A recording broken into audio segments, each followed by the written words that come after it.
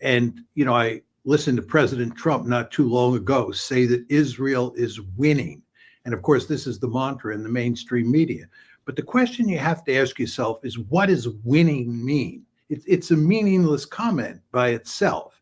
And the way you assess whether a country is winning a war is you ask yourself the question, what are the goals and what is the strategy that that state has for achieving those goals? And Israel has three stated goals here. One is to eliminate the nuclear capability of Iran, their ability to produce nuclear weapons. And this is all about enrichment.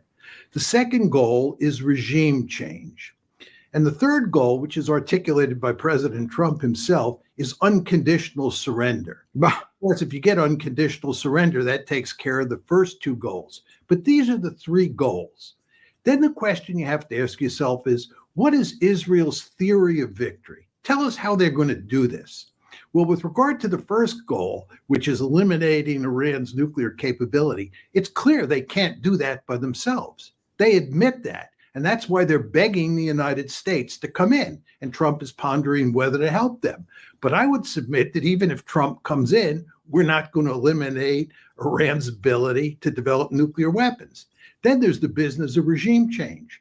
We do not have a single recorded example in history of a state causing regime change with an air campaign. Remember, we had to invade Iraq to get regime change. We couldn't do it from the air, and we would have to invade Iran to get regime change. And nobody in their right mind is talking about invading Iran.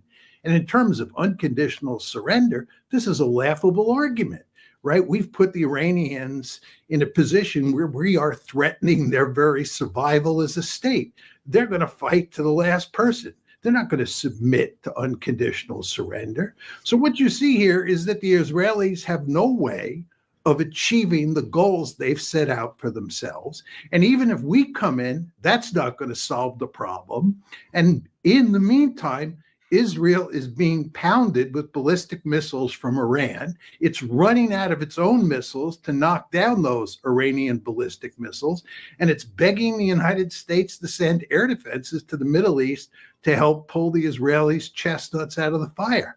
You call this winning? In my world, it's called losing.